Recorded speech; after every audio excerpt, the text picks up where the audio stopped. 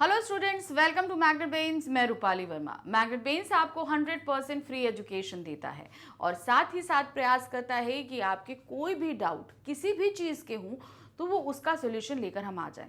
मतलब आपको अपनी पढ़ाई से संबंधित किसी तरह की कोई भी बाधा का सामना ना करना पड़े।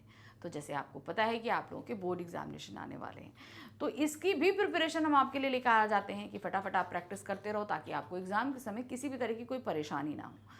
तो इसीलिए अब हम लेकर आ रहे हैं आपके लिए magnet brains sample paper solution. जैसे कि आपको पता है कि अभी तक आप इसके क्वेश्चन पेपर नंबर 6 तक कर चुके हैं। तो क्लास आज की जो है वो है हमारी क्लास 12th हिंदी इलेक्टिव का magnet brains sample paper solution for board examination paper number 7 आज हम सॉल्व करेंगे। ठीक है, तो चलिए शुरू करते हैं। तो सबसे पहले आपको जैसे पता है कि कुछ यहाँ पर निर्देश दिए रहते हैं जिन्हें पढ़ना आपके लिए बहुत ज़रूरी है, तो उनको पढ़ते हैं। समय आपको पता है कि 3 घंटे का मिलेगा। मैक्सिमम मार्क इसके 80 है। पेपर आपका दोनों ही तरीके से है, यानी कि ऑब्जेक्टिव सब्जेक्टिव दोनों तरह से आपके सामने पेश किया जा रहा है।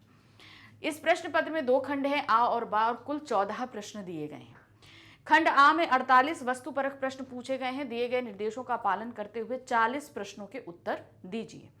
तो 48 प्रश्न जो है, खंड आ जो हमारा बहुविकल्पीय है, इसमें 48 यानी 48 क्वेश्चन है, जिसमें से आपको सिर्फ 40 क्वेश्चन करने हैं, लेकिन अंदर निर्देश दिए गए हैं उनके अनुसार। खंड बा वर्णात्मक है, प्रश्न पूछे गए हैं, आंतरिक विकल्प दिए गए हैं। तो खंड बा हमारा टोटल जो है वर्णात्मक है, इसमें पूरी तरीके से आपको डिटेल में आंसर देना है और इसमें जितने भी प्रश्न हैं सभी के साथ विकल्प मौजूद है। निर्देशों का बहुत सावधानी से पढ़िए और उनका पालन कीजिए। दोनों खंडों के प्रश्नों के उत्तर देना अनिवार्य है, यानी कि पूरे 14 क्वेश्चन के आंसर देना आपके लिए जरूरी है। यथासंभव दोनों खंडों के प्रश्न और उत्तर क्रमशः दीजिए, यानी कि आपको सीक्वेंस भी इसके आंसर्स देने हैं। जितना पूरा आप डिटेल में इसका आंसर देंगे और साथ ही साथ सीक्वेंस में, नहीं क्रम में देना है। क्वेश्चन नंबर 1 2 3 4 5 6 ऐसे देना है। नेक्स्ट आते हैं, खंड आ हमारा जो शुरू हो रहा है वो है अपठित गद्यांश से। इस गद्यांश को हम बहुत ध्यान से पढ़ेंगे और इस पर आधारित 10 बहुविकल्पीय प्रश्न पूछे गए हैं, उसे हमें यहाँ पर करना है। क्या है, निम्नलिखित गद्यांश को ध्यानपूर्वक पढ़कर सर्वाधिक उपयुक्त उत्तर वाले विकल्प को चुनकर लिखिए। तो देखिए यहाँ पर हम सबसे पहले गद्यांश पढ़ते हैं। तो अब ये आपके 10 क्वेश्चंस रहेंगे, तो ये पूरा 10 मार्क्स का हमारा अपठित गद्यांश रहेगा। तो देखिए 10 नंबर बहुत इंपॉर्टेंट होते हैं, तो इनको आप बहुत ध्यान से करिएगा। कोई अपने दुर्भाग्य को कोस रहा है, कोई अपनी पारिवारिक दीनता को दोषी बता रहा है, कोई सहारे के अभाव को अपनी असफलता का आधार मान रहा है। बहुत से असफल व्यक्ति इसी तरह अनेक कारणों को अपनी असफलता का आधार मानते हैं। विभिन्न कारणों की कल्पना कर हाथ पर हाथ धरे बैठे रहते हैं। वे अपने जीवन में कुछ कर नहीं पाते। वे समाज के लिए, संसार के लिए कुछ नहीं कर पाते। अब क्या है, हम अगर असफल हो जाते हैं, इसके लिए हम बहुत सारे कारण ढूंढते हैं कि हाँ इस कारण से हम असफल हुए, इस कारण से असफल हुए। ऐसे मनुष्यों को जीवन में कोई राह नहीं मिलती, कोई चारा नहीं दिखता। वे दूसरों की अपेक्षा करते हैं कि कोई उन्हें किसी लक्ष्य प्राप्ति का मार्ग दिखाए, सफलता की सीढ़ी बताए, जिससे वे उस पर आसानी से चढ़ सकें। किंतु ऐसे लोगों को यह भली भांति जानना चाहिए कि जहां वह है वही राह है। मतलब उनको ये समझना है, आपके लिए कोई नई राह लेकर नहीं आएगा, आप जहां हैं वहीं से आपकी राह शुरू हो रही है। हमारी इच्छा शक्ति स्वयं हमारे लिए मार्ग बना देती है। अच्छे कार्य में धन की उतनी आवश्यकता नहीं होती जितनी इच्छा शक्ति की होती है। एमर्सन ने ठीक कहा है कि इतिहास पुराण सभी साक्षी हैं कि मनुष्य के दृढ़ संकल्प के आगे देव दानव सभी पराजित होते रहते हैं। दृढ़ इच्छा शक्ति ने भगवान तक को घंटों कच्चे धागे से बांधकर नचाया है। तो ये क्या होता है, ये हमारा खुद का संकल्प होता है जिससे ये काम किया जा सकता है। हाँ, इतना ध्यान रखना होगा कि हमारी चाह बरसाती बादल का एक टुकड़ा ना हो। मतलब कि अभी भी तो बड़ा जोश है, तुरंत फटाफट फटाफट काम कर लेंगे, लेकिन वो कांस्टेंट नहीं हो पाती है। थोड़ी देर वो जोश रहता है, उसके बाद वो शांत हो जाता है जोश। जिसे हवा का एक झोंका जिधर चाहे उड़ा कर ले जाए। यदि हमारी इच्छा शक्ति शुद्ध और दुर्बल होती है तो हमारी मानसिक शक्तियों का कार्य भी वैसा ही होगा। स्वामी विवेकानंद का दिव्य वचन है कि पवित्र और दृढ़ इच्छा शक्ति ही सर्वशक्तिमान है। अतः यहाँ नीति ठीक है कि हमारी चाह ही रास्ता बनाती है। अंधकार से आच्छत्र मानव ने कभी इच्छा व्यक्त की थी कि प्रकाश हो, और प्रकाश हो गया। मनुष्य की इस चाह, इस लगन, इस उत्कृष्ट इच्छा चमत्कार की अनगिनत कहानियां हैं। जब आतताई रावण श्री राम बल्लभा सीता को हराकर लंका ले गया, तब राम को पता चला कि मार्ग में समुद्र व्यवधान बनकर खड़ा है। राम ने अंतर्मन में सीता प्राप्ति की चाह से सागर पर सेतु निर्माण किया। चाणक्य के पास आखिर क्या था, आखिर था क्या, किंतु नंद साम्राज्य के विनाश के उत्कृष्ट संकल्प ने उसके लिए मार्ग निर्माण कर दिया। हमारे आदर्श नेता सुभाष चंद्र बोस के पास क्या साधन था, किंतु अंग्रेजों को भगा देने की दृढ़ चाह ने उनसे इतनी बड़ी आजाद हिंद फौज की स्थापना करा दी। पंडित मदन मोहन मालवीय के पास कौन सा कुबेर कोष था, किंतु उन्होंने बनारस हिंदू विश्वविद्यालय की स्थापना की। उनकी इस लगन ने सारे विघ्नों को काटकर मार्ग बनाया। तो हमने देखा ना कि जब हम किसी चीज का संकल्प कर लें तो ये ध्यान रखिए कि हम कुछ भी कर सकते हैं। समुद्र के ऊपर पुल बनाना आसान काम नहीं है, लेकिन भगवान राम ने भी वो काम कर लिया अपने दृढ़ संकल्प से।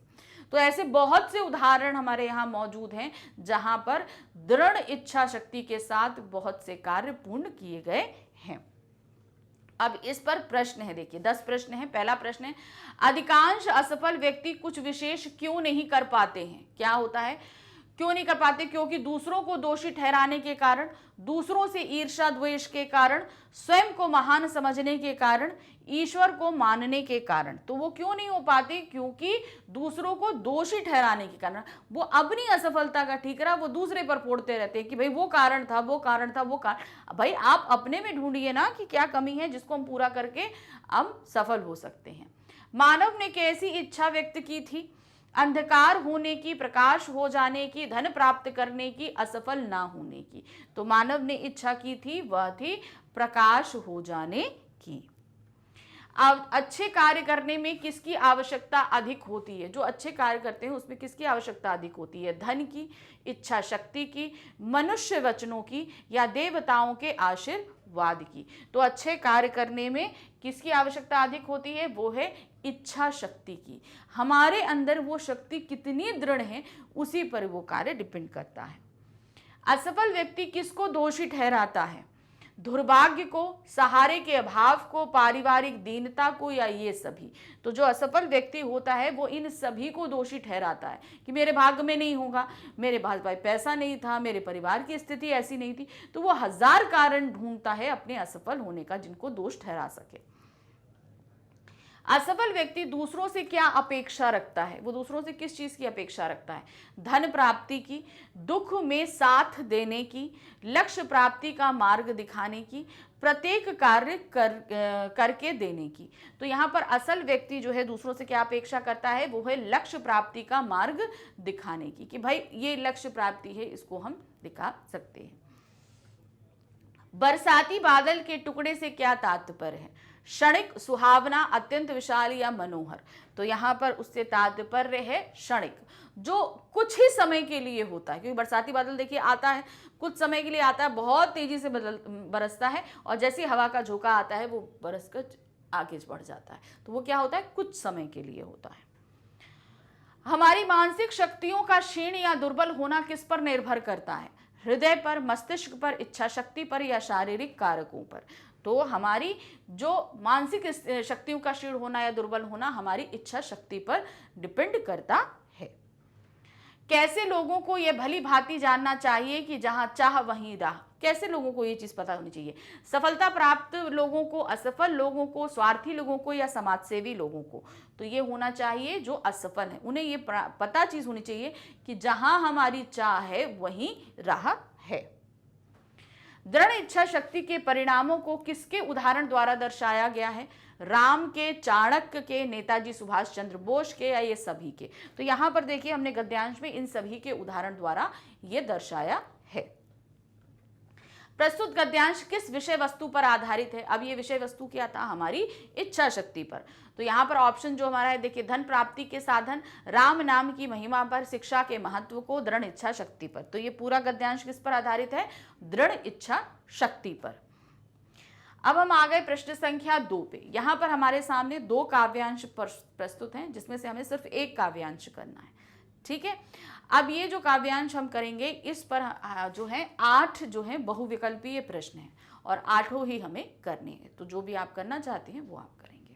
यहाँ पर देखिए क्या है, नीचे 2 अपठित काव्यांश दिए गए हैं। किसी एक काव्यांश पर आधारित प्रश्नों के सर्वाधिक उपयुक्त उत्तर वाले विकल्प चुनकर लिखने हैं। जो एकदम सही है उनको हमें चुनकर लिखना है। तो क्या है, जीवन की आपाधापी में कब वक्त मिला है, कुछ देर कहीं पर बैठ कहीं यह सोच सकूं, जो किया कहा माना उससे क्या बुरा भला, जिस दिन मेरी चेतना जगी मैंने देखा, मैं खड़ा हुआ हूं इस दुनिया के मेले में, हर एक यहां पर एक भुलाने में भूला, हर एक लगा है अपनी अपनी दे लेने में, कुछ देर रहा हक्का भक्का बहुत चक्का सा, आ गया कहाँ क्या करूं यहां जाऊं किस जहां, फिर एक तरफ से आया ही तो धक्का सा, मैंने भी बहना शुरू किया उस रेले में, क्या बाहर की ठेला पेली ही कुछ कम थी, जो भीतर भी भावों का उहापोच मचा, जो किया उसी को करने की मजबूरी थी,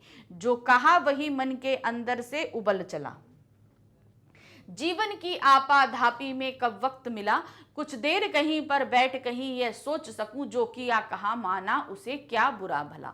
तो यहाँ पर हमारे व्यस्त जीवन के बारे में बताया गया है। हम जब जीवन में व्यस्त रहते हैं तो देखिए हम आसपास की चीज़ों पर कुछ भी ध्यान नहीं दे पाते, ना इवन हम बैठकर ये सोचने की ही कंडीशन में रहते हैं कि देखिए कि क्या हमारे साथ अच्छा हुआ, क्या हमारे साथ बुरा हुआ। कभी हम इस चीज़ों पर ध्यान नहीं दे पाते, होता है ना हमारे साथ। तो वही चीज़ यहाँ पर दर्शाई गई है। अब देखिए क्या है, इस पर प्रश्न है 8। पहला प्रश्न है, पद्यांश के अनुसार कवि को किसके लिए समय नहीं मिला है, अपने परिवार के विषय में सोचने का, शांतिपूर्वक बैठकर आत्मचिंतन करने का, संसार की सुख सुविधाएं भोगने का, लोगों के विचारों को सुनने समझने का। तो किसका वक्त नहीं मिला है, उनको वक्त नहीं मिला है शांतिपूर्वक बैठकर आत्मचिंतन करने का। इतना ज्यादा भागदौड़ भरी उनकी जिंदगी रही है। कवि को दुनिया का रूप किसके समान लगा है, स्वर्ग से समान, नरक के समान, मेले के समान या बाजार के समान। तो उन्हें कैसा लगा था, वो था एक मेले के समान। चेतना जागने पर कवि की क्या स्थिति हुई, जब उसकी चेतना जागी, जब वो वाकई जो अभी तक सोया हुआ था, बहुत अपने में बिजी था, जब वो जागा तो उसकी क्या स्थिति थी। कवि को समझ नहीं आया कि क्या करना है क्या नहीं, कवि को आत्मज्ञान प्राप्त हो गया, कवि को पुनर्जन्म की बातें याद आ गई, कवि में साहस और उत्साह जागृत हो गया। तो यहाँ पर चेतना जागने पर कवि की क्या स्थिति हुई, वो स्थिति थी कवि को समझ नहीं आया कि क्या करना है क्या नहीं करना है, वो इस चीज से बिल्कुल कंफ्यूज हो गया था। फिर है प्रश्न संख्या 4, जो किया उसी को करने की मजबूरी थी, पंक्ति से क्या भाव प्रकट होता है। क्या, जो किया उसी को करने की मजबूरी थी, इससे पंक्ति का क्या भाव प्रकट हो रहा है भाई। कवि प्रसन्न होकर क्रियाकलाप कर रहा है, कवि की अपनी मजबूरी स्पष्ट हो रही है, कवि सहज भाव से परिस्थितियों को स्वीकार नहीं करता है, कवि अकारण ही चिंतित हो जाता है। तो यहाँ पर इससे क्या हो रहा है, कवि अपनी मजबूरी ही स्पष्ट हो रही, कवि की अपनी जो मजबूरी है वो स्पष्ट हो रही है। प्रश्न संख्या 5 है, एक दिन कवि ने स्वयं को कहां पाया, दुनिया रूपी मेले में, मानवीय भावनाओं के बीच, बाहर की ठेला पेली में, भावों के उथल पुथल में। तो कवि ने अपने को स्वयं कहां पर पाया, वो था दुनिया रूपी मेले में पाया था। कवि के हृदय में किस प्रकार का द्वंद्व चल रहा है, दुनिया का, तर्क वितर्क का, भावों का या बुरा भला सोचने का। तो उसके उसमें हृदय में क्या द्वंद्व चल रहा है, वो है भावों का, बहुत ज्यादा उसके दिल में भाव उमड़ रहे हैं, वो उसका द्वंद्व चल रहा है। कवि ने कहाँ बहना शुरू कर दिया है, दुनिया के रेले में, दुनिया की भीड़ में, नदियों में, विचार के तूफानों में। तो वो कहाँ बह रहे हैं, वो बह रहे हैं दुनिया के रेले में, जैसे दुनिया चल रही है वो वैसे ही चल रहे हैं। कवि क्या देखकर अचंभित हो गया, क्या चीज उसने देखी जिससे वो बहुत ज्यादा आश्चर्यचकित हो गया, मानवीय गतिविधियों को, आर्थिक लेन देन को, भीड़ को या ये सभी। तो यहाँ पर कवि क्या देखकर अचंभित हुआ, वो था इन सभी को देखकर, मानवीय गतिविधियों को, आर्थिक लेन देन को, भीड़ को, इन सभी को देखकर वो बहुत ज्यादा आश्चर्यचकित हो गया था। अब हम आते हैं दूसरे काव्यांश पे। पहला काव्यांश हमने पढ़ लिया, अब हम आ गए दूसरे काव्यांश पे। इसको भी पढ़ते हैं, इस पे भी हमारे सामने 8 बहुविकल्पीय प्रश्न हैं। यह हार एक विराम है, जीवन महासंग्राम है।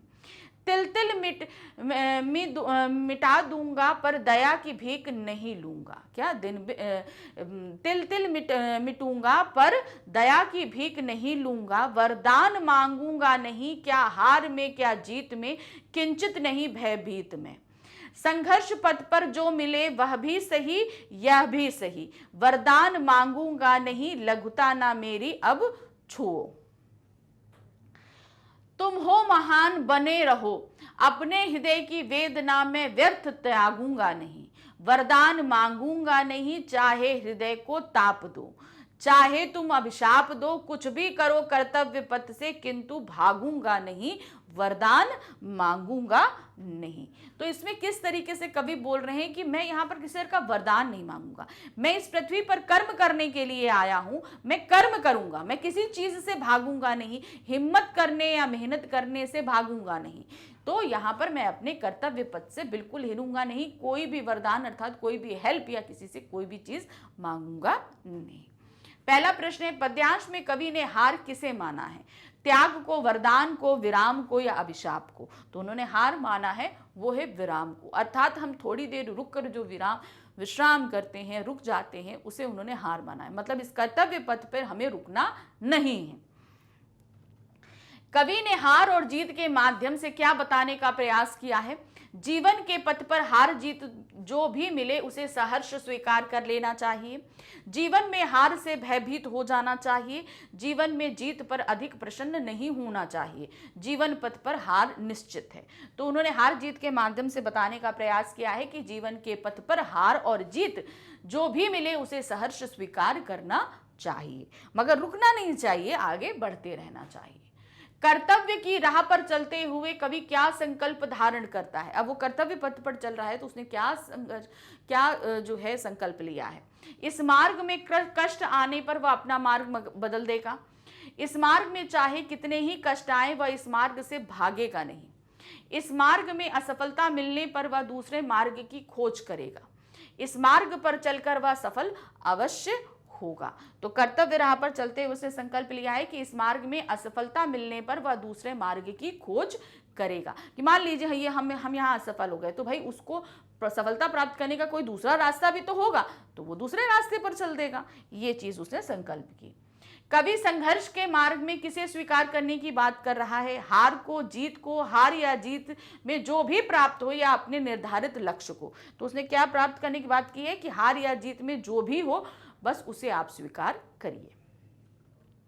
प्रस्तुत पद्यांश में कवि ने क्या त्यागने की बात की है? कर्तव्य मार्ग, हृदयगत वेदना, वरदान या संघर्ष पथ? तो उसने त्यागने की बात करी है हृदयगत वेदना, यानी कि आपके हृदय के अंदर जो भी तकलीफ है, जो भी प्रॉब्लम्स है, उन सभी को आप त्याग कर आगे बढ़िए। वरदान मांगूंगा नहीं पंक्ति के माध्यम से कवि ने व्यक्तित्व की किस विशेषता का पता चलता है? उसकी किस विशेषता का पता चल रहा है? वो है अहंकारी, कायर, दयावान, आत्मविश्वासी या स्वाभिमान। तो यहाँ पर कौन सी विशेषता का पता चल रहा है? वो है आत्मविश्वासी और स्वाभिमान जैसी क्वालिटीज का पता चल रहा है। तिल तिल मिटते हुए भी कवि क्या स्वीकार ना करने की बात कह रहा है? वो थोड़ा थोड़ा करके भी मिटता जाए लेकिन वो क्या नहीं स्वीकार करेगा? वो उसने बात खोली थी, वह जो मैं दया अर्थात मैं किसी की भी दया को स्वीकार नहीं करूंगा। कवि किस मार्ग से ना भागने की बात कर रहा है? संघर्ष मार्ग, नैतिक मार्ग, कर्तव्य मार्ग या धार्मिक मार्ग? तो वो बात कर रहा है कर्तव्य मार्ग। हम कर्तव्य मार्ग पर चल रहे हैं, वो उससे ना भागने की बात कर रहे हैं।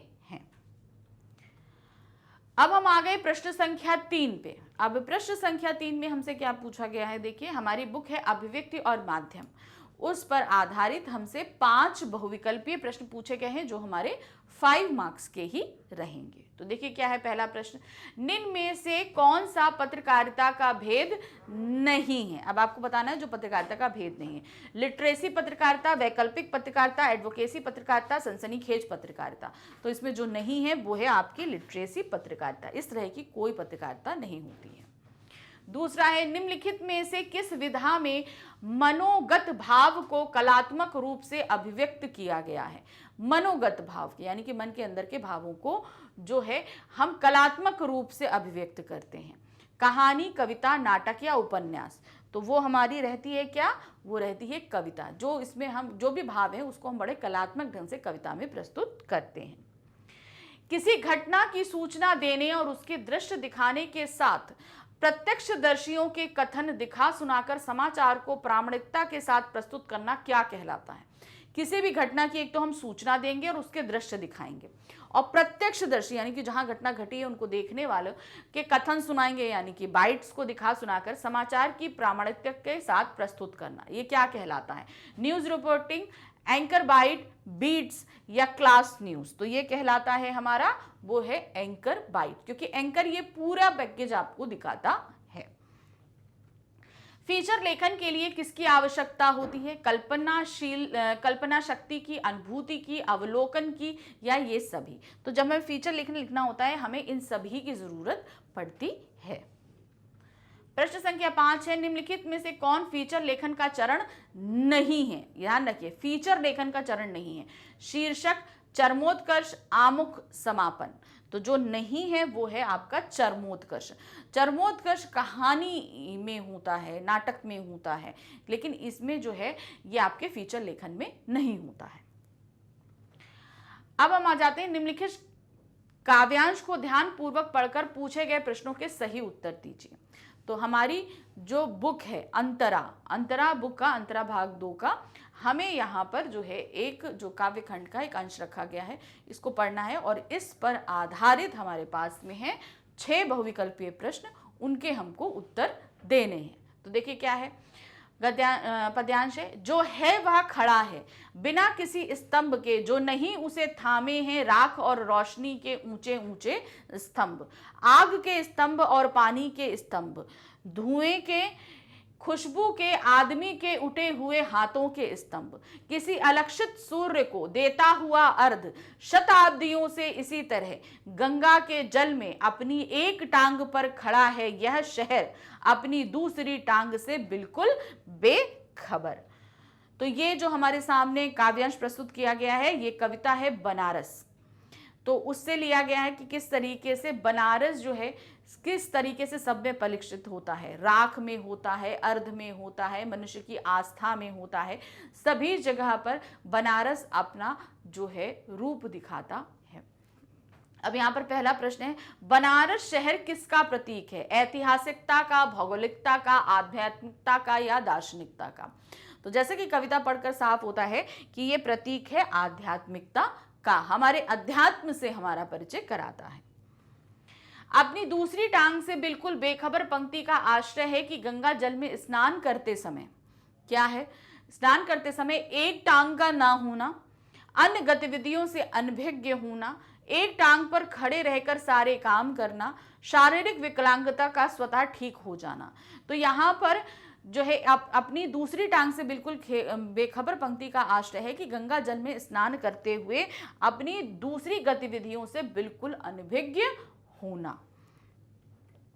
आदमी के हाथ स्तंभ की भांति कब खड़े होते हैं, स्तंभ की भांति कब खड़े होते हैं, स्वयं को श्रेष्ठ दिखाने के लिए, किसी की सहायता करने के लिए, मंदिर की घंटी बजाने के लिए, सूर्य को अर्घ देने के लिए।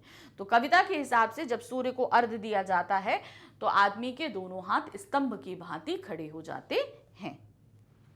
बनारस शहर में प्रत्येक व्यक्ति कैसे खड़ा है, किस तरीके से खड़ा है, धन के बल पर, शहर में लगे स्तंभों से टिककर, आस्था के संबल पर, एक टांग पर।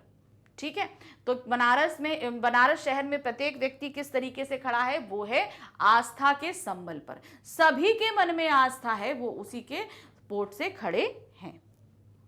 राख के स्तंभ से क्या अभिप्राय है, राख का स्तंभ से क्या मतलब यहाँ पर प्रकट किया गया है, शवों की राख की ढेर से, मिट्टी के ढेर से, पूजा सामग्री के ढेर से या उपरोक्त सभी। तो यहाँ राख के ढेर, बनारस में राख के ढेर से तात्पर्य है जो शवों की राख के ढेर होते हैं उनसे, क्योंकि कहते हैं ना बनारस में जाकर जिसके शव को दाह किया गया वो मोक्ष प्राप्ति करता है, इसलिए वहां पर 24 घंटों जो है वो शवदाह होते रहते हैं, तो वहां पर बहुत सारी राख एकत्र होती है।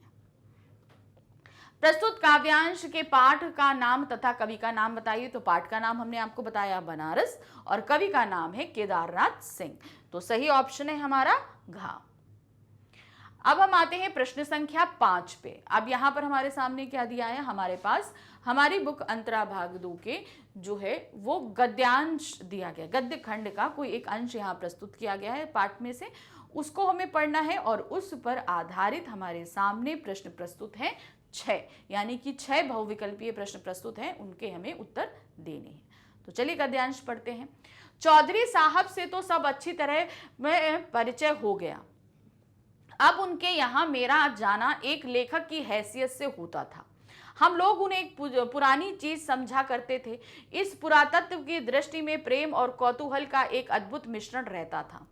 यहाँ पर यह कह देना आवश्यक है कि चौधरी साहब एक खास हिंदुस्तानी रईस थे। बसंत पंचमी, होली इत्यादि अवसरों पर उनके यहाँ खूब नाच रंग और उत्सव हुआ करते थे। उनकी हर एक अदा में रियासत और तबीयतदारी टपकती थी। कंधों तक बाल लटक रहे थे। आप इधर से उधर टहल रहे थे। एक छोटा सा लड़का पान की तश्तरी लिए पीछे पीछे लगा हुआ है। बात की काट छांट का क्या कहना, जो बातें उनके मुंह से निकलती थी उनमें एक विलक्षण वक्रता रहती थी। उनकी बातचीत का ढंग उनके लेखों के ढंग से एकदम निराला था, मतलब बिल्कुल अलग तरीके से वो बात करते थे। ये तो गद्यांश हमारे सामने प्रेमघन की छाया स्मृति से लिया गया है। अब इस पर प्रश्न देखिए। पहला प्रश्न है, हम लोग उन्हें एक पुरानी चीज समझा करते थे। प्रस्तुत कथन में पुरानी चीज से अभिप्राय क्या है, पुरानी चीज का मतलब क्या है? वरिष्ठ एवं अनुभवी व्यक्ति, उम्रदराज व्यक्ति, प्राचीन कवि या पुराने विचारों वाला व्यक्ति। तो यहाँ पुरानी चीज से तात्पर्य है वरिष्ठ और अनुभवी व्यक्ति। चौधरी साहब शब्द का प्रयोग किसके लिए किया गया है? किसके लिए किया गया है? आचार्य रामचंद्र शुक्ल, केदारनाथ पाठक, प्रेमघन या बद्रीनाथ गौड़ के लिए। तो यहाँ पर चौधरी साहब जो इस्तेमाल किया गया है शब्द वो प्रेमघन जी के लिए किया गया है। बातें डैश, उनमें एक विलक्षण वक्रता रहती थी। कथन का आश्रय क्या है? उनकी बातों में एक विलक्षण वक्रता रहती थी। इस कथन का मतलब क्या है? घुमा फिराकर बातें करना, व्यंग युक्त बातें करना, सीधे सपाट शब्दों में जवाब देना या मुहावरेदार बातें करना। तो यहां पर इससे तात्पर्य है व्यंग युक्त बातें करना, मतलब ऐसी बात करना जिसमें व्यंग भरा हो। प्रश्न संख्या 4 है, लेखक चौधरी साहब के घर किस रूप में जाता था? शिष्य, हिंदी प्रेमी, पड़ोसी या लेखक? तो किस रूप में जाने लगे थे? वो थे लेखक के रूप में अब जाने लगे थे। चौधरी साहब एक खास हिंदुस्तानी रईस थे। यह कथन प्रेमघन के किस व्यक्तित्व का परिचायक है? अच्छे खासे रईस थे, खास हिंदुस्तानी रईस। इसका मतलब क्या हुआ प्रेमघन जी के लिए? दिखावटी जीवन का, दोहरी मानसिकता का, आर्थिक संपन्नता का या ये सभी? तो यहाँ पर जो खानदानी रईस की बात कही गई, खास हिंदुस्तानी रईस की, उसके लिए बात है आर्थिक संपन्नता की। मतलब वो खानदानी रईस थे, वो पूरी तरीके से आर्थिक रूप से संपन्न थे, पैसों को लेकर अच्छी तरीके से। नेक्स्ट क्वेश्चन है, किन अवसरों पर चौधरी साहब के यहाँ खूब नाच रंग और उत्सव हुआ करते थे? कौन से ऐसे अवसर से जहां होते थे? तो वो था बसंत पंचमी, होली इत्यादि अवसरों पर बहुत ही ज्यादा उत्सव हुआ करते थे। अब हम आ गए प्रश्न संख्या 6 पे। यहां पर हमारी हिंदी की जो पूरक पुस्तिका है वो कौन सी है? अंतराल। अंतराल से हमारे सामने यहाँ पर 5 प्रश्न रखे गए हैं। कितने? 5 प्रश्न, और पांचों ही हमें प्रश्न देने हैं और इनका हमें 1 मार्क्स ईच मिलेगा। क्या है? मालवा में पहले जैसी वर्षा ना होने का क्या कारण बताया गया? अब पहले जैसी वर्षा नहीं होती, इसका क्या कारण है? पर्यावरणीय प्रदूषण, वनों की तेजी से कटाई, वायुमंडल में कार्बन डाइऑक्साइड की मात्रा में लगातार वृद्धि या उपरोक्त सभी? तो यहाँ पर जो मालवा में जो अब पहले जैसी बारिश नहीं होती उसका कारण बताया गया है ये सभी। वनों की कटाई भी हो रही है, पोल्यूशन भी है, कार्बन डाइऑक्साइड की मात्रा भी ज्यादा है। आज की विकासशील और औद्योगिक सभ्यता को लेखक ने क्या माना है? विकासशील और औद्योगिक सभ्यता को क्या माना गया है? उजाड़ की अपसभ्यता, प्रगति की सभ्यता, उन्नति और विकास की सभ्यता या समानता की सभ्यता? तो इसको क्या माना गया है? वो है आपका उजाड़ की अपसभ्यता। क्या माना है? उजाड़ की अपसभ्यता। अब आते हैं नेक्स्ट क्वेश्चन, सुभागी अकेले रहकर जीवन यापन करने का निर्णय किस कारण कर चुकी थी। उसने जब वो भैरव से लड़कर अलग हुई तो उसने ये सोच लिया था कि अब वो अकेले रहेगी। ये किस कारण से उसने किया था? अपने पति का दूसरी स्त्री से संबंध होने के कारण, अपनी संतान उत्पन्न ना होने के कारण, भैरव के नीरस स्वभाव के कारण, सूरदास के समझाने के कारण। तो इसका सबसे बड़ा कारण था वो था भैरव का नीरस स्वभाव। वो पत्नी को पत्नी नहीं समझता था, बिल्कुल लगाव नहीं था, प्यार नहीं था, उसको मारता था, पीटता था, कुछ मतलब उसका सम्मान नहीं था। तो इसीलिए उसने अलग रहने का निर्णय कर लिया था। वर्षा होने के बाद वातावरण में क्या परिवर्तन आता है? जब वर्षा होती है तो वातावरण में किस तरीके से परिवर्तन होता है? पशु पक्षी झूमने लगते हैं, दूब और अन्य वनस्पतियों को नवजीवन मिल जाता है, पेड़ पौधों की सुंदरता देखते ही बनती है, या उपरोक्त सभी? तो यहां पर हम देखेंगे कि ये सभी चीजें हैं। लेखक को आत्मिक सुख की प्राप्ति कैसे होती है? किस तरीके से आत्मिक सुख की प्राप्ति होती है? तालाब के जल में स्नान करके, अपने से बड़े उम्र की स्त्री को देखकर, सांप को देखकर, या गांव से बाहर जाकर। तो लेखक को आत्मिक सुख की प्राप्ति होती है जब वो तालाब में के जल में स्नान करके निकलते हैं। अब हम आ गए हमारे खंड बा पर। ठीक है, खंड बा हमारा टोटल वर्णनात्मक है। हर एक प्रश्न के साथ आपको निर्देश दिए गए हैं, विकल्प भी मौजूद हैं, उनके साथ आपको काम करना है, डिटेल में आंसर देना है, लेकिन शब्द सीमा को समझते हुए। शब्द सीमा के साथ कोई खिलवाड़ नहीं करना, जितना आपको दिया गया है उतने के अंदर ही करेंगे। तो हमारा खंड बा का पहला प्रश्न और प्रश्न पत्र का जो 7वां प्रश्न है, वहां पर हमारे सामने आया है एक रचनात्मक लेख करना है हमको। देखिए क्या है, निम्नलिखित दिए गए 3 शीर्षकों में से किसी एक शीर्षक पर लगभग 120 शब्दों में रचनात्मक लेख लिखना है। आप ध्यान रखिएगा, 120 शब्दों में आपको रचनात्मक लेख लिखना है। अब 3 ऑप्शन दिए हैं, सिर्फ एक करना है यहाँ पर, और ये रहेगा हमारा 5 मार्क्स का। तो शब्द सीमा आपको समझ में आ गई। 3 ऑप्शन है लेकिन सिर्फ एक करना है। तो इसमें तीनों ऑप्शन पहले हम पढ़ते हैं। पहला ऑप्शन है जब मेरी माँ बीमार पड़ गई, इस पर आपको लिखना है रचनात्मक लेख। दूसरा है मैंने गर्मियों की छुट्टियां कैसे बिताई, इस पर। जब मैं मॉल में शॉपिंग करने गई। तो इन 3 ऑप्शंस में से जो भी आपको सही लगेगा उस पर आपको एक रचनात्मक लेख करना है, लेकिन 120 वर्ड्स पे। ठीक है, तो चलिए देखिए, ध्यान से देखिए, हम तीनों ही करेंगे। अब 3 में जो भी आप इसको चुनते हैं कि हमें ये वाला करना है, उसे मिडिल टॉप हेडिंग में आप मेंशन करोगे, इस चीज का ध्यान रखना। तो सबसे पहले हम कर रहे हैं जब मेरी माँ बीमार पड़ गई, इस पर एक रचनात्मक लेख है। माँ प्रकृति की सर्वोत्तम रचना है। माँ के आंचल में अनूठा स्नेह समाया हुआ है। वह संसार की सबसे बड़ी पीड़ा सहन कर कर बच्चों को जन्म देती है और उसका लालन पोषण करती है, पालन पोषण करती है। घर में सुबह सवेरे सबसे पहले जागकर सभी काम करती है और रात में सबसे बाद में सोती है। पर जब मेरी माँ बीमार पड़ गई तो मुझे ऐसा लगा जैसे पूरा का पूरा घर ठहर गया हूँ। घर की सारी खुशियां कहीं गुम सी हो गई। माँ का स्वभाव है कि घर के सभी लोगों का पूरा ध्यान रखती है। वह स्वस्थ ही नहीं बल्कि बीमार होकर भी सभी का ध्यान रख सदस्यों का पूरा ध्यान रखती है। जब मैं सुबह चलने लगा तो माँ मेरा टिफिन तथा नाश्ता बनाकर ले आई। उन्होंने मेरा बैग ठीक करके दिया। उन्होंने सभी के लिए नाश्ता बनाया। दोपहर में स्कूल से आया तो माँ को देखा कि वे उठ भी नहीं पा रही थी। एक तो पहले से बीमार थी, उसके ऊपर इतना सारा काम किया, तो दोपहर में लौट के आके देखा तो अब तो उनकी कंडीशन ऐसी थी कि वो उठ ही नहीं पा रही थी। तब पिताजी ने खाना बनाया, लेकिन वह बिल्कुल कच्चा पक्का था। उनके खाने में कोई स्वाद नहीं आया। घर के प्रत्येक सदस्यों ने मन मार कर खाना खाया। रात को दूध गर्म किया तो उसमें हम चीनी डालना भूल गए। आज माँ के बिना पूरा घर अस्त व्यस्त लग रहा था। चारों तरफ सामान बिखरा पड़ा था। सभी बहुत उदास हो गए। मैंने प्रभु से माँ के लिए जल्दी स्वस्थ होने की प्रार्थना की।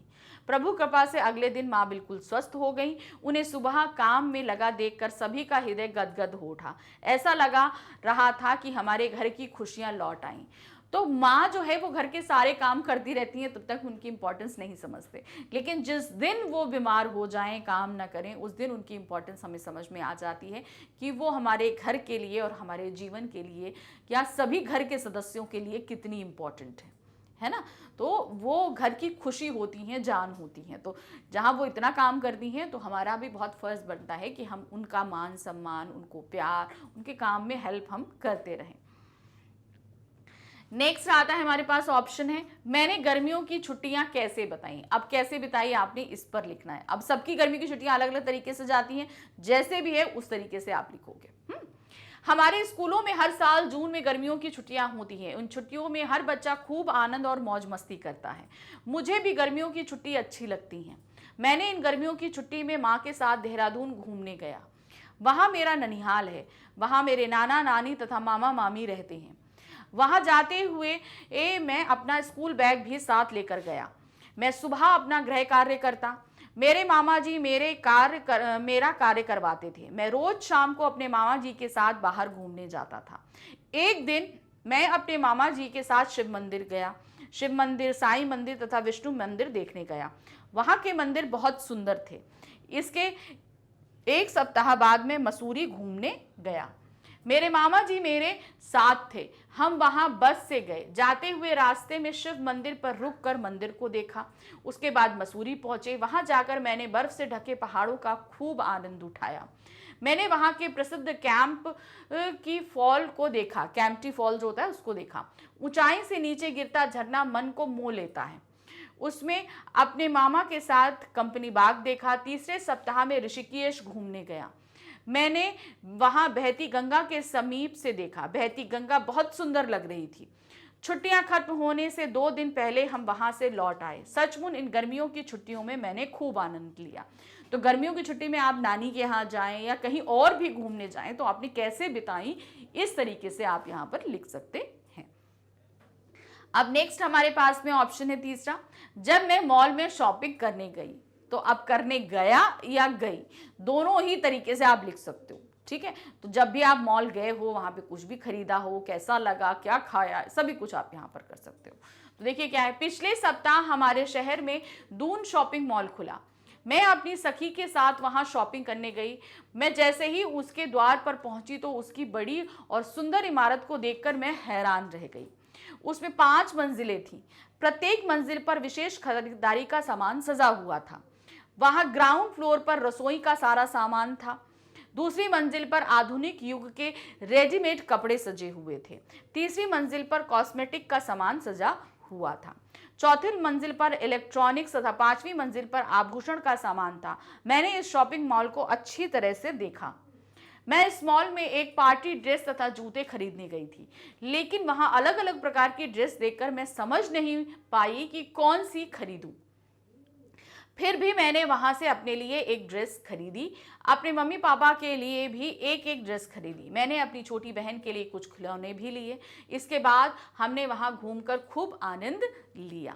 तो जब कभी अब आप मॉल गए हो, वहां से कुछ परचेजिंग करी हो, उस तरीके के एक्सपीरियंस को आप यहाँ पर लिखिए।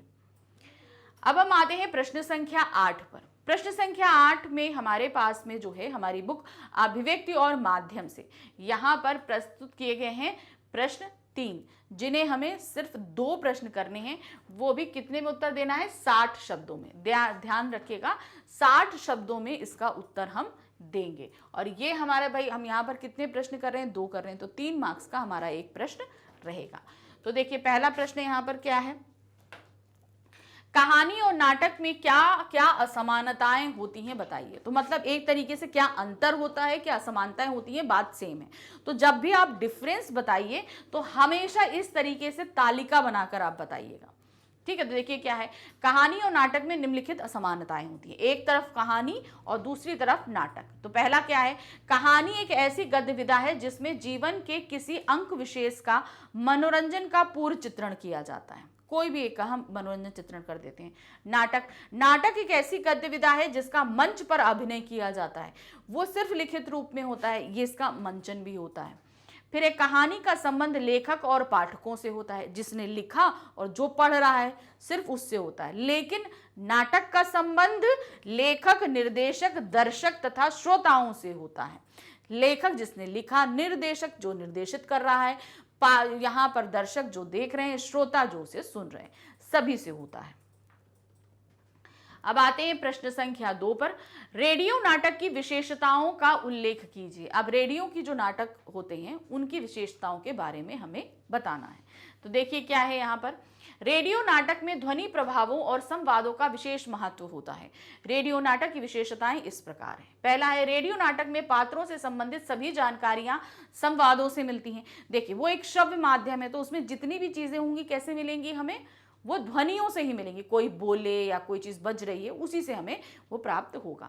दूसरा है, पात्रों की चारित्रिक विशेषताएं संवादों के द्वारा ही उजागर होती हैं। जो पात्र के जितने भी चरित्र होते हैं, उन सभी कैसे पता चलते हैं हमें, संवाद के माध्यम से ही पता चलते हैं। तीसरा है, रेडियो नाटक का पूरा कथानक संवादों पर ही आधारित होता है। भाई श्रव्य माध्यम है तो पूरा संवाद पर ही आधारित रहता है। इसमें ध्वनि प्रभावों और संवादों के माध्यम से ही कथा को श्रोताओं तक पहुंचाया जाता है। तो जो संवाद है, वो जो बोले जा रहे हैं, डायलॉग्स बोले जा रहे हैं वो, और पीछे से कुछ म्यूजिक भी चलता रहता है, जैसे चलने की आवाज है, गाड़ी की है, पक्षियों की है, जो भी ये ध्वनियां हैं, यही सब जो है कहानी पूरी तरीके से ये ध्वनियों के माध्यम से ही श्रोताओं तक पहुंचती है। संवादों के माध्यम से रेडियो नाटक का उद्देश्य स्पष्ट होता है। अब वो हमें किस उद्देश्य से वो नाटक बताया जा रहा है, ये भी हमें संवाद के माध्यम से पता चलता है। संवादों के द्वारा ही श्रोताओं को संदेश दिया जाता है। अब आते हैं प्रश्न संख्या 3, विशेष लेखन का आश्रय क्या है। अब विशेष लेखन का क्या मतलब होता है, अब आपको ये बताना है। सामान्य लेखन से हटकर किसी विषय विशेष पर किया गया लेखन विशेष लेखन कहलाता है। पत्रकारिता की भाषा में इसे बीट लेखन कहा जाता है। उदाहरण के लिए खेल, फिल्म, विज्ञान, व्यापार आदि लोगों से संबंधित विशेष लेखन के अंतर्गत आता है। तो अब देखिए क्या होता है, अब इसको ऐसे समझिए, जैसे कोई क्राइम क्षेत्र में कार्य कर रहा है, तो वहां पे अगर कोई भी घटना घटी, मान लीजिए कोई एक्सीडेंट हुआ, बहुत ही ब्रूटली कहीं मर्डर हुआ, कुछ हुआ, तो वो उसकी खबर दे देना जो है वो बीट रिपोर्टिंग कराता है। लेकिन जो कहलाता है जब उसको हम विशेष लेखन करते हैं, अब क्या करते हैं, जो मर्डर हुआ उसके लिए सस्पेक्ट कौन है, उसमें कितने लोग मरे हैं, या उसके क्या कारण हो सकते हैं, वो कहाँ घटित हुआ है, इस पे पूरी तरह की रिपोर्ट बनाकर प्रस्तुत करना, ये हमारा क्या कहलाता है, ये विशेष रिपोर्टिंग कहलाता है, जिसे हम विशेष लेखन के अंतर्गत लेके आते हैं। अब आते हैं प्रश्न संख्या 9। यहां पर भी हमसे हमारी पुस्तक अभिव्यक्ति और माध्यम से संबंधित प्रश्न ही पूछे गए हैं। अब यहाँ पर जितने प्रश्न दिए हैं, यानी कि अब हमारे सामने यहाँ पर 2 प्रश्न हैं, दोनों ही प्रश्न करने हैं और हर प्रश्न का उत्तर हमें 60 शब्दों में देना है। तो 2 प्रश्न हैं, दोनों ही।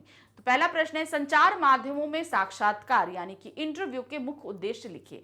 आखिर किस उद्देश्य से ये इंटरव्यू लिए जाते हैं, आपको ये बताना है। तो देखिए क्या है, साक्षात्कार द्वारा पत्रकारीय लेखन हेतु सामग्री उपलब्ध होती है।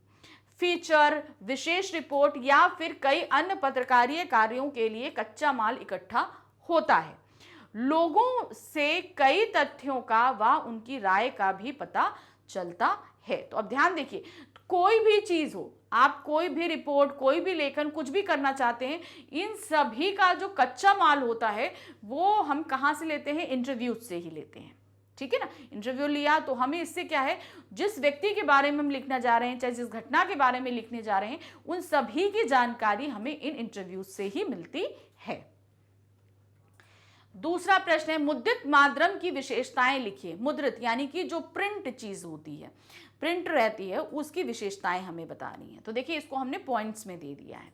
पहला है, ये लिखित भाषा में होता है, सबसे बड़ी विशेषता। विस्तार व स्थायित्व होता है, इसमें चाहें तो हम आगे बढ़ा और घटा भी सकते हैं, और ये काफी समय तक स्थायित्व रहता है, मतलब अभी का लिखा हुआ आपको बहुत टाइम तक इसमें बना रहेगा, ये चीज रहती है। संदर्भ के लिए सुरक्षित रख सकते हैं। अब जो प्रिंट होता है, भाई मान लीजिए देखिए कई जगह क्या होता है, हम लोग पेपर कटिंग करके बहुत सारी चीजें रखते हैं ना, तो वो रेफरेंस के लिए हम लोग अपने पास कटिंग करके भी रख सकते हैं। बार बार पढ़ सकते हैं। अब मान लीजिए हमने कोई आर्टिकल आज पढ़ा और 4 दिन बाद हमने सोचा हमने एक आर्टिकल पढ़ा था, उसमें बहुत इंपॉर्टेंट चीज थी, तो हम फिर से जाके उस आर्टिकल को पढ़ सकते हैं। जब हमें जरूरत पड़े तो हम फिर से उस आर्टिकल को पढ़ के अपनी नॉलेज बढ़ा सकते हैं, या उसको किसी को दे भी सकते हैं कि भाई ये देखो, ये पढ़ो, ये बड़ा अच्छा है। फिर अपनी रुचि के अनुसार पढ़ सकते हैं। हम चाहें भाई हमारा अभी मन नहीं है, हम कहीं काम में बिजी हैं, तो हम बाद में आके पढ़ लेंगे, या हमारा इंटरेस्ट जिस चीज़ में है वो संबंधित से चीज़ पढ़ सकते हैं। धीरे धीरे वह सोच विचार के पढ़ सकते हैं। अब जैसे मान लीजिए हम पढ़ रहे हैं, कोई शब्द ऐसा आया कि हमें उसका मतलब नहीं पता है, तो भैया रुको, पहले डिक्शनरी खोलें, देख लें क्या अर्थ है, तब हम पढ़ेंगे। सोच विचार के कोई लाइन पढ़ी, हाँ उसके बारे में हम अपनी चीज़ें सोचने लगते हैं कि क्या क्या घटित हुआ, क्या क्या हुआ, उसके बारे में सोच विचार के हम पढ़ते रहते हैं। अब आते हैं प्रश्न संख्या 10। प्रश्न संख्या 10 में क्या है, निम्नलिखित 3 प्रश्नों में से किन्हीं 2 प्रश्नों के उत्तर लगभग 60 शब्दों में दीजिए। अब हमारी बुक है जो अंतरा, उसके काव्य खंड पर आधारित हमारे सामने 3 प्रश्न रखे गए हैं, हमें सिर्फ 2 प्रश्न करने हैं। एक प्रश्न रहेगा हमारा 60 शब्दों में हमें उसका उत्तर देना है और उसके लिए हमें नंबर मिलेंगे 2 मार्क्स। 2 प्रश्न करने, 4 नंबर का हो जाएगा। पहला प्रश्न है, सरोज स्मृति कविता का मूल भाव बताइए। जो सरोज स्मृति कविता हमने पढ़ी है ना, वो क्या एक तरीके से शोक गीत है। हम सभी को पता है कि पुत्री के मर जाने के बाद उनकी जो मनोव्यथा थी वो उन्होंने इसमें व्यक्त करी है। देखिए क्या, इस कविता में कवि निराला ने अपनी पुत्री की असामयिक मृत्यु से उत्पन्न पीड़ा एवं एक पिता के हृदय का प्रलाप व्यक्त किया है। कवि निराला को पुत्री के विवाह के क्षणों की स्मृति में कभी शकुंतला तो कभी उनकी पत्नी याद आती है। आर्थिक कष्टों से घिरे होने के कारण वे अपनी पुत्री का विवाह पारंपरिक रीति रिवाजों को तोड़कर दहेज एवं आडंबर के बिना अत्यंत सादगीपूर्ण ढंग से करते हैं। तो मतलब यहाँ पर बताया गया है कि किस तरीके से वो अपनी मरी हुई पुत्री को याद कर रहे हैं, कैसे उसका विवाह किया था, क्या किससे किससे उसे सिमिलर किया है, सभी कुछ। वे अपने ससुराल वालों के प्रति अपना आभार प्रकट करते हैं क्योंकि उन्होंने उनकी मातृविहीन पुत्री का लालन पालन अत्यंत स्नेह एवं प्रेम से किया। वह पुत्री के निधन का कारण अपनी अकर्मठता को मानते हैं। अंत में वे अपने सभी सद्कर्मों के फल से अपनी दिवंगत पुत्री का तर्पण करते हैं। तो यहाँ पर उन्होंने बताया कि किस तरीके से उनकी पत्नी के गुजर जाने के बाद में जो है उनकी पुत्री का देखभाल उनके ससुराल वालों ने किया, ये चीज़ बताया। फिर साथ ही साथ जो है उनकी पुत्री जो मरी ही उसके लिए वो मानते हैं कि हमारी ही अकर्मठता रही, हमने ही अच्छे से कर्म नहीं किए, शायद इसलिए मेरी पुत्री मुझसे बिखर गई। अब उनके पास तर्पण करने के लिए कुछ नहीं है, तो उनके जीवन के जितने भी अच्छे कर्म हैं उसी को वो उस तर्पण में अपनी पुत्री को दान में देते हैं। दूसरा प्रश्न है, कभी सई सांझ बिना किसी सूचना के घुस जाओ इस शहर में के द्वारा कवि मुख्य रूप से क्या कहना चाहता है। तो ये कविता किस कविता का अंश है, ये कविता है बनारस की, केदारनाथ जी की। तो यहाँ पर बताया है कि किस तरीके से कभी भी इस शहर में आइए तो आप शहर को वैसा ही पाएंगे, ये चीज़। तो यहाँ पर क्या है, कवि बनारस शहर का वर्णन करने के क्रम में यह कह रहे हैं कि अचानक किसी सूचना के उस शहर में जाने से उस शहर के दैनिक कार्य तथा गतिविधियां देखने को मिलेंगी। बनारस शहर की उत्सव जैसी गतिविधियां उस शहर की दैनिक गतिविधियां हैं तथा उसमें कोई परिवर्तन घटित नहीं होता है। तो मतलब जैसा भी वहां पे चलता रहता है, वहां की दैनिक, आपको लगेगा उत्सव है लेकिन ये कैसा है, वहां का डेली रूटीन है। बिना किसी सूचना के शाम के समय शहर में प्रवेश करने पर यह शहर अत्यंत आकर्षक दिखता है एवं इसकी गतिविधियां अपनी स्वाभाविक गति से चलती रहती हैं। मतलब हम यहाँ जब भी आएंगे बहुत ही आकर्षक दिखेगा, हमें कोई भी तकलीफ नहीं होगी। मतलब हमको जैसे लगेगा यहाँ कोई उत्सव हो रहा है लेकिन एक्चुअल ऐसा होता नहीं, वो हमेशा सब अपने ही रूटीन में रहता है। तीसरा प्रश्न है, वसंत आया शीर्षक कविता के आधार पर प्रतिपादित कीजिए कि कवि ने मनुष्य की आधुनिक जीवन शैली पर व्यंग किया है। अब देखिए, वसंत आया, ऋतुएं चेंज होती थी, तो पहले जब चेंज होती थी पुराने समय के लोग, तो ऋतु परिवर्तन में जो भी चीजें होती थी उसको देखकर लोग समझ जाते थे। लेकिन आज के समय में क्या है, हम ऋतु परिवर्तन पे ध्यान नहीं देते, क्या चीजें बदल रही हैं, कैसा हो रहा है, इस पे हमें कोई ध्यान नहीं है। कोई भी ऋतु आ रही है उसका ज्ञान हमें किससे होता है, कैलेंडर से होता है। तो व्यंग क्या किया है, आज के आधुनिक व्यस्त शैली के ऊपर कवि ने इस कविता के माध्यम से व्यंग किया है। वसंत आया शीर्षक कविता में कवि ने मनुष्य की आधुनिक जीवन शैली पर व्यंग किया है। सभ्यता एवं संस्कृति के विकास के साथ साथ मनुष्य का प्रकृति के प्रति संबंध टूटता गया है। हम प्रकृति से उतना क्लोज अब नहीं रह पाते हैं। शहरीकरण की प्रक्रिया, जनसंख्या के बढ़ते दबाव के कारण वनों का क्षय, आधुनिक भौतिकवादी विचारधारा, वैज्ञानिक यंत्रों से प्रदत्त कृत्रिम दैनिक दिनचर्या, चार दीवारियों में सिमटती हुई मानवीय जिंदगी ने उसकी प्राकृतिक एवं प्राकृतिक परिवर्तनों में बसंत की सूचना पाने की संवेदना को खत्म कर दिया है।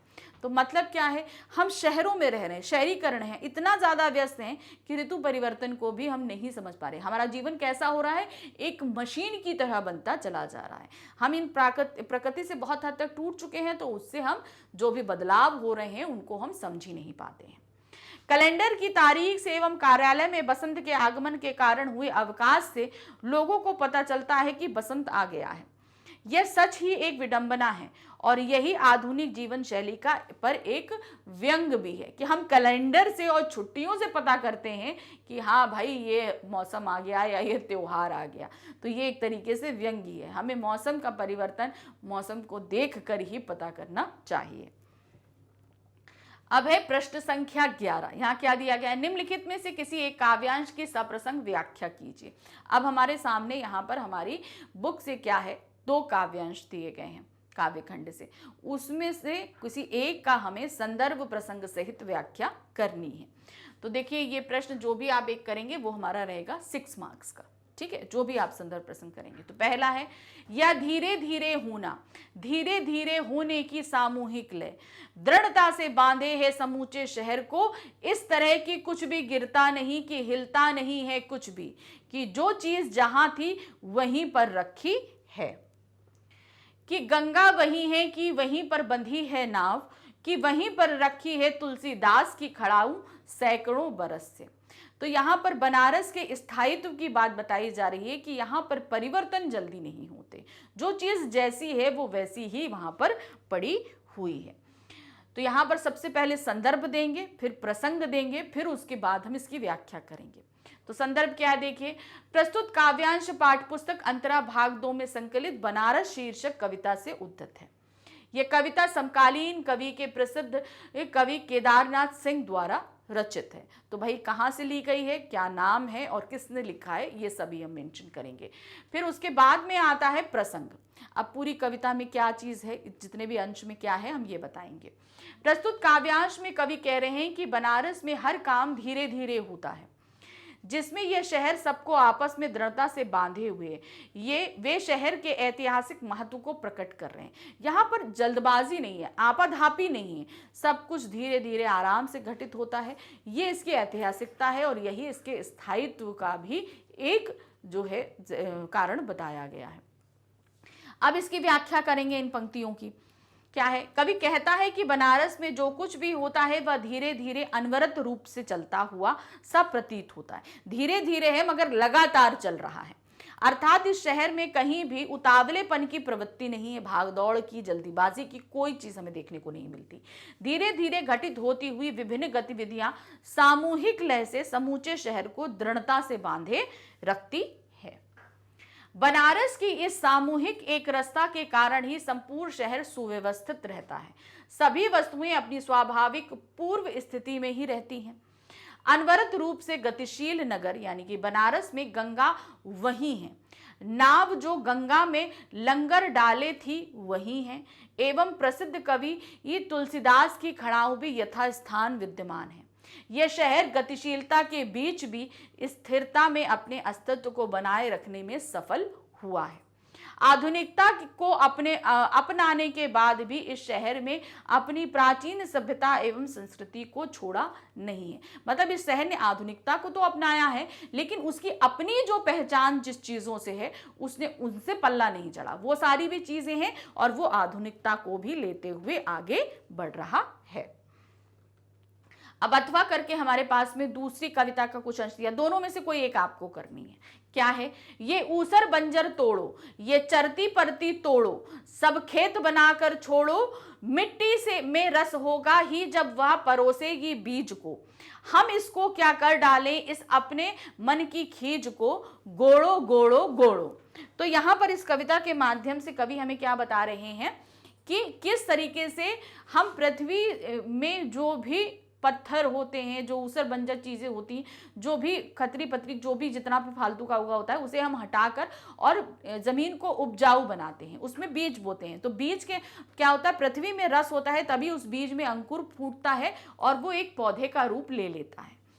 तो इसी प्रकार से क्या होता है कि हमारे मन के अंदर भी खींच होती है, यानी कि बहुत तरह की रूढ़ियां परंपराओं को मानते हुए हमारे अंदर बहुत सारे बंधन होते हैं। तो उन्होंने बोला उन रूढ़ियों और बंधनों को तोड़ दो। हमारे मन में रस है तो हम क्या करेंगे, जब उसमें हमारी कोई कल्पना का बीज जाएगा तो जाहिर सी बात है कोई नई चीज की ही रचना होगी।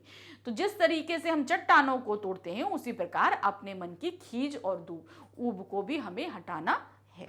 तो अब इसका संदर्भ देखिए क्या है, प्रस्तुत काव्यांश पाठ्यपुस्तक अंतरा भाग 2 के तोड़ो कविता शीर्षक से उद्धत है। इस कविता में कवि रघुवीर सहाय हैं, ये नई कविता के समाजवादी विचारों से प्रभावित हैं। अब इसका प्रसंग देखिए क्या है। कवि मानव मन की संवेदनहीनता एवं शुष्कता को समाप्त करने एवं नव निर्माण की बात करते हुए मनुष्य को उसकी दुर्बलताओं से दूर करना चाहते हैं। तो अब ये जो खीज और ऊब होती है कहीं ना कहीं हमारी कमजोरी, वीकनेस बन जाती है, तो हमें क्या करना है, इसे अपने आप से दूर करना है। व्याख्या देखिए क्या है। कवि ऊसर बंजर एवं चरती परती जमीन को तोड़कर या हल चलाकर उसे खेत बनाने के लिए कह रहा है।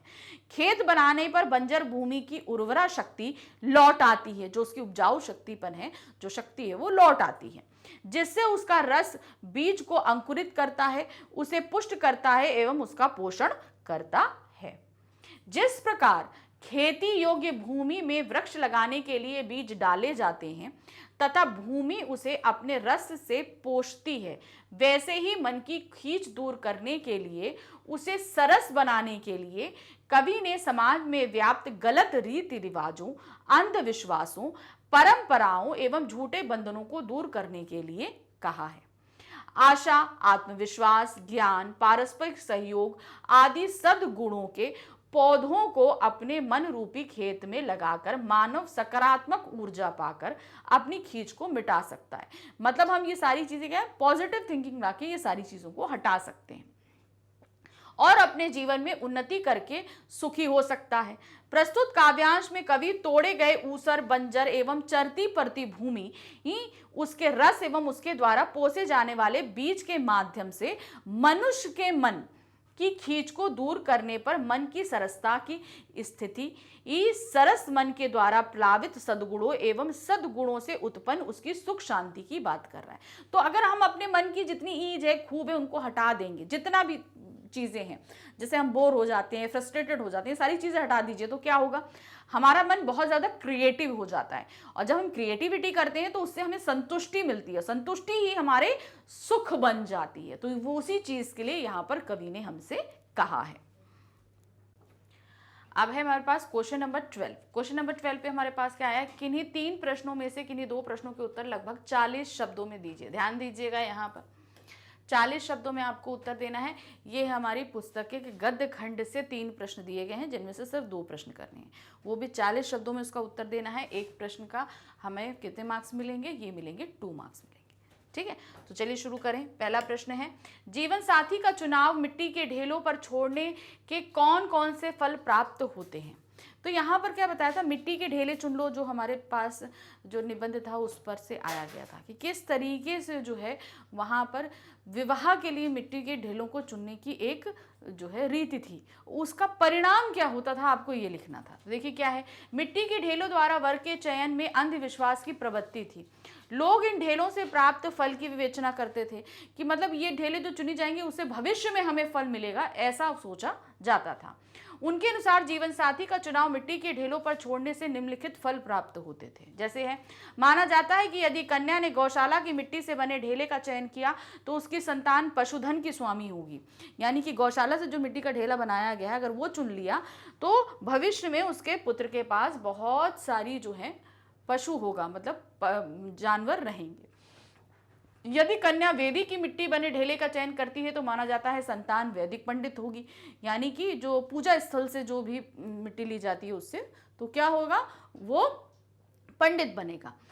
खेत की मिट्टी से बने ढेले का चयन करने वाली कन्या की संतान जमींदार बनेगी।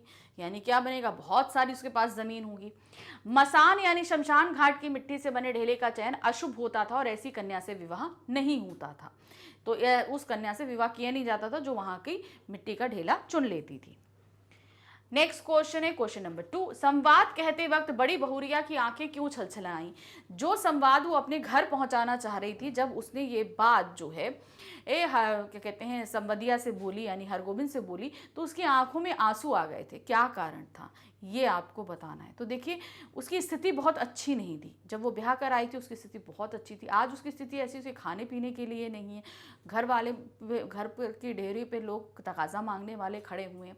तो वो स्थिति ऐसी थी कि उसके भूखे मरने के मतलब उसने ये सोच लिया था कि मैं अपनी जान दे दूंगी। तो वो ये सारी स्थिति, और वो भी अपने घर वालों को ये संदेश पहुंचा रही थी, तो उसे एक अंदर से भी बहुत शर्म और लज्जा सी महसूस हो रही थी। यही सब कारण मिलजुल के उसकी आंखें छलछला रही थी। तो कहते हैं, संवाद कहते समय बड़ी बहुरिया की आंखें इसलिए छलछला आई क्योंकि अब उसकी आर्थिक स्थिति अच्छी नहीं थी। उसके साथ रहने वाला कोई नहीं था। पैसों के अभाव में वह केवल बथुए का साग खाकर अपना गुजारा कर रही थी। पहले जिस हवेली में कर्ज लेने वाले लोग आते थे, आज वहां दिया हुआ कर्ज मांगने के लिए लोग आ रहे थे। अब उसके पास देने को कुछ नहीं था। इस प्रकार उसे वहां आर्थिक और भावनात्मक सहारा देने वाला कोई नहीं था।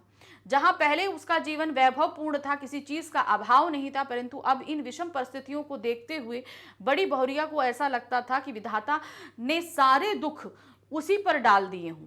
यही स्मृतियां उसे व्याकुल कर रही थी और इसी कारण उसकी आंखें छलछला आई थीं।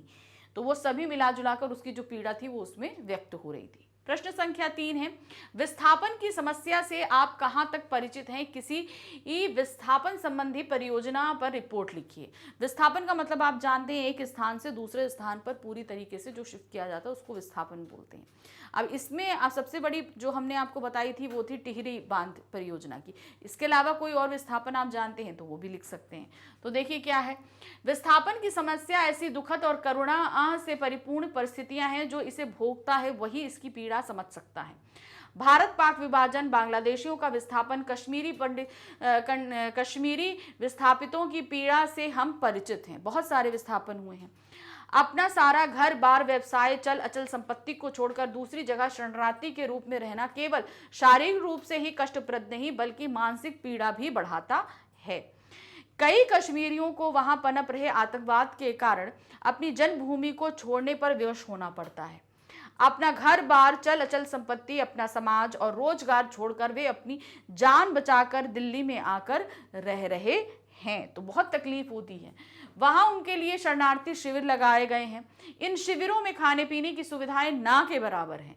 लोगों के पास रोजगार नहीं है और थोड़ा बहुत जो धन उनके पास था वो भी धीरे धीरे खत्म हो रहा है। ऐसे में ये शरणार्थी नरक के समान जीवन जीने के लिए विवश हैं। भारत सरकार को सोचना चाहिए कि वह इन विस्थापित लोगों को जीवन यापन के लिए रोजगार उपलब्ध कराएं। स्वास्थ्य, सफाई व सुरक्षा के पूरे इंतजाम किए जाएं, जिससे वे भारतवर्ष का नागरिक होने पर गर्व कर सकें। तो ऐसी बहुत सारी चीज़ें हैं जो विस्थापन की कहानी जैसे हमने बताई, बहुत चीज़ें हैं जिसमें लोगों को बहुत तरह की तकलीफ झेलनी पड़ती है। तो वो सभी आप यहाँ पर लिखेंगे और सरकार क्या कर सकती है इस बारे में भी हमने यहाँ बता दिया। अब आते हैं प्रश्न संख्या 13। ये क्या दिया है, निम्नलिखित गद्यांश को पढ़कर सप्रसंग व्याख्या कीजिए। तो हमारे गद्य खंड से एक यहाँ पर गद्यांश रखा गया, उसे हमने पढ़ना है और उसकी संदर्भ प्रसंग सहित व्याख्या करनी है। ये जो हम करेंगे हम इसके लिए हमको मिलेंगे 6 मार्क्स। यहाँ कोई ऑप्शन नहीं है, आपको सिर्फ यही गद्यांश करना है। क्या है देखिए, वे लोगों को प्रायः बनाया करते थे, इससे उनसे मिलने वाले लोग भी उन्हें बनाने की फिक्र में रहा करते थे। मिर्जापुर में पुरानी परिपाटी के एक बहुत ही प्रतिभाशाली कवि रहते थे जिनका नाम था वामनाचार्य गिरी। एक दिन वे सड़क पर चौधरी साहब के ऊपर एक कविता जोड़ते चले जा रहे थे। अंतिम चरण रह गया था कि चौधरी साहब अपने बरामदे में कंधे पर बाल छिटकाए खंबे के सहारे खड़े दिखाई दिए। चट कवित्व पूरा हो गया और वामन जी ने नीचे से ही वह कवित्व ललकारा। क्या कहा? जिसका अंतिम अंश था खंबा टेकी खड़ी जैसे नारी मुगलाने की। अब प्रेम घन का जो बिहेवियर था वो क्या था, उनका जो था कि वो सभी पर व्यंग करते रहते थे। तो अब इसके चक्कर में लोग भी उन पे व्यंग किया करते थे। तो वामनाचार्य गिरी ने किस तरीके से उनकी वेशभूषा को देखकर, उनकी स्थिति को देखकर क्या बताया, जो छंद बनाया, जो कवित्व पूरा किया, उस क्या था, खंबा टेक की खड़ी जैसे नारी मुगलाने की, यानी कि खंबा टेक कर खड़े हैं जैसे कोई नारी मुगल खानदान की हो। इस तरीके से प्रेमघन जी खड़े थे। अब इसका संदर्भ देखिए क्या है। प्रस्तुत गद्यांश पाठ्यपुस्तक अंतरा भाग 2 में संकलित आचार्य रामचंद्र शुक्ल के संस्मरणात्मक निबंध प्रेमघन की छाया स्मृति से उद्धत है। अब प्रसंग इस गद्यांश में लेखक ने प्रेमघन जी के व्यक्तित्व के विषय में बताया है कि उनका व्यक्तित्व क्या रहा और लोग उनके इसी व्यक्तित्व से उनके ऊपर भी व्यंग किया करते थे। अब व्याख्या है। लेखक ने प्रेमघन जी के विषय में बताया है कि वे अक्सर लोगों से हास परिहास यानी कि व्यंग किया करते थे, इसीलिए उनसे मिलने वाले भी उनका मजाक बनाने की फिक्र यानी ताक में रहते थे। मिर्जापुर के एक पुराने परिपाटी के प्रतिभाशाली कवि रहते थे जिनका नाम था वामनाचार्य गिरी। एक दिन वे चौधरी साहब यानी प्रेमघन के ऊपर कविता बनाते हुए चले जा रहे थे। कविता का आखिरी चरण बनाना रह गया था। तभी उन्हें बरामदे में चौधरी साहब खड़े दिखाई दिए, जिनके कंधे पर बाल फैले हुए थे और वह एक हाथ से खंबे का सहारा लिए खड़े थे। उन्हें देखते ही वामनाचार्य ने झट से पूरी कविता रच डाली।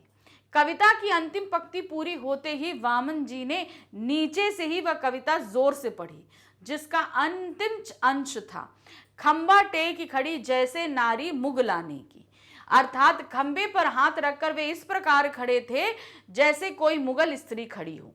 इस तरह उन्होंने प्रेम घन पे व्यंग पूर्ण कविता रच कर उनका मजाक उड़ाया। तो किस तरीके से उन्होंने व्यंग करते हुए उनका मजाक बनाया, ये चीज बताई गई। तो ये हो गया हमारी व्याख्या। अब हम आते हैं प्रश्न संख्या 14 में। ये हमारे प्रश्न पत्र का आखिरी प्रश्न है। यहाँ पर हमारे सामने जो रखा गया है ये हमारी अंतराल बुक के जो है 2 प्रश्न हैं। ठीक है, तो यहाँ पर क्या निम्नलिखित प्रश्नों में से कोई एक प्रश्न का उत्तर लगभग 60 शब्दों में देना है। 2 प्रश्न रखे गए हैं, दोनों में से हमें कोई एक प्रश्न करना है, उत्तर हमें देना है 60 शब्दों में, और इसके लिए हमें नंबर मिलेंगे 3, यानी कि 3 नंबर का हमारा ये एक प्रश्न रहेगा। तो यहाँ पर पहला प्रश्न देखते हैं क्या, सूरदास की झोपड़ी कहानी आपको क्यों प्रिय है, किन्हीं 3 कारणों पर प्रकाश डालिए। अब ये कहानी हमें क्यों अच्छी लगी, अब आपको भी अच्छी लगी होगी, तो इसमें आप क्यों अच्छी लग रही है ये 3 कारण आपको बताने हैं। देखिए, सूरदास की झोपड़ी कहानी विश्व प्रसिद्ध कथाकार प्रेमचंद की कालजयी उपन्यास रंगभूमि का अंश है। इस कहानी में पात्रों का ऐसा सजीव चित्रण किया गया है जैसे वो असली जीवन के किरदार हो, जैसे एक्चुअल जीवन के किरदार हो उस तरीके से है। इस कहानी के माध्यम से हमें निम्नलिखित संदेश मिलते हैं जिस कारण यह कहानी मुझे विशेष रूप से प्रिय है। तो देखिए अब ये कारण क्या है। पहला है कर्म पथ पर डटे रहना। सूरदास क्या था, वो कर्म पथ पर डटा हुआ था। कहानी में सूरदास विषम परिस्थितियों में भी जीने की राह ढूंढ लेता है और समस्याओं का डटकर मुकाबला करता है। इस प्रकार कहानी के माध्यम से हमें विषम परिस्थितियों में भी हिम्मत ना हार कर कर्म पथ पर डटे रहने की प्रेरणा मिलती है, कि मतलब चाहे जितनी भी मुश्किल परिस्थितियां हो हम इस पर आगे बढ़ते ही रहे। हमारा जो कर्म है, जो कार्य के लिए हम यहाँ आए हैं, वो हमें करते रहना है। दूसरा कारण है आत्मविश्वासी बनना। सूरदास की झोपड़ी जला दी जाती है, उसके जीवन भर की कमाई लूट ली जाती है, फिर भी वह सोचता है कि वह फिर से कमाएगा और वह झोपड़ी के पुनर्निर्माण में जुट जाएगा। तो वो अपने उसके अंदर इतना कॉन्फिडेंस है कि ठीक है, सब कुछ नष्ट हो गया, कोई बात नहीं, मैं फिर से ये सारी चीजें अर्न कर लूंगा, फिर से ये सारे काम कर लूंगा। इस प्रकार कहानी हमें आत्मविश्वासी बनने की सीख देती है। मिठुआ के प्रश्न का उत्तर देते हुए सूरदास का यह कहना कि कोई 100 लाख बार उसकी झोपड़ी जला दे तो वह 100 लाख बार उसे बनाएगा, उसके आत्मविश्वास की पराकाष्ठा है। तीसरा है आशावादी बनना, यानी कि होप नहीं छोड़ना। किसी भी चीज में, कैसी भी परिस्थिति हो, हमें होप नहीं छोड़नी है। सूरदास झोपड़ी के जलने और रुपयों के खोने के गम में उदास होकर रोने लगता है, पर घीसू के द्वारा मिठुआ को कही बात तुम खेल में रोते हो को सुनकर वह फिर से उत्साहित हो जाता है और उसे जीवन खेल की तरह लगने लगता है, जिसके खिलाड़ी हार जीत के परे होकर अंत समय तक मैदान में डटे रहते हैं। घीसू के इसी कथन के प्रभाव से वह झोपड़ी के पुनर्निर्माण में जुट जाता है। इस प्रकार कहानी आशावान बनने की प्रेरणा देती है कि हमें होप नहीं छोड़नी है, चाहे जितनी भी कंडीशंस हो, हमें डटकर इनका सामना करना है। अब आते हैं दूसरा प्रश्न, फूल केवल गंध नहीं देते, दवा भी देते हैं कैसे। विस्कोर की माटी पाठ से लिया गया है। वो हमें सिर्फ दवा, सुगंध ही नहीं दे रहे हैं, हमें क्या दे रहे हैं, वो दवा भी बनते हैं। तो उसमें फूल का जो जो उपयोग बताया गया वो हमें बताना है। देखिए, फूल केवल गंध नहीं देते, भोजन और दवा भी देते हैं। तोरई, लौकी, भिंडी, भटकैटिया, इमली, अमरूद, कदम्ब, बैगन, कोहड़ा, शरीफा, आम के बौर, कटहल, अरहर, उड़द, चना, मसूर, मटर के फूल, सेमल के फूल, सब फूल ही हैं। मतलब इन सब के फूल, फलों से पहले फूल बनते हैं ना, वो फूल हैं। सरसों के फूल का पीला सागर लहराता है। विश्वनाथ के गांव में फूलों की कमी नहीं है। फूल केवल सौंदर्य के लिए नहीं बल्कि उनसे दवाएं भी बनती हैं। भरभंडा के फूल का दूध आंख आने पर लगाया जाता है, कंजक्टिविटिस हो जाता है ना, तो उसका दूध लगाने से वो हील अप होता है। नीम के फूल और पत्ते चेचक के रोगी के पास रखे जाते हैं, जिन्हें चिकन पॉक्स या निकल आता है ना, उनके लिए वो फूल कारगर रहते हैं। बेर के फूल सूंघकर बर्रे ततैये का डंक झाड़ दिया जाता है, जो क्या कहते हैं हनी बीज वगैरह जो डंक ले लेती हैं तो बहुत ज़्यादा फूल जाता है ना, तो उसमें अगर वो लगाया जाए तो वो काफ़ी हिलअप करता है। इस प्रकार अनेक छोटे छोटे फूल दवाओं का काम करते हैं। उन्हें चख कर, सूंघ कर अथवा कानों में डालकर बीमारियों का इलाज किया जाता है। तो इस तरीके से इस प्रश्न के साथ जो है हमारा ये प्रश्न पत्र यहाँ समाप्त हुआ। आई होप आपने बहुत अच्छे से ये प्रश्न पत्र किया होगा। अभी अभी हमारे और भी हम आपके लिए क्वेश्चन पेपर्स लेकर आएंगे, तो उन्हें हम सॉल्व करेंगे क्योंकि एग्जाम्स बहुत निकट हैं, तो फटाफट हमें इसे सॉल्व करना है। मिलते हैं नेक्स्ट पेपर के साथ। Thank you for watching, bye bye.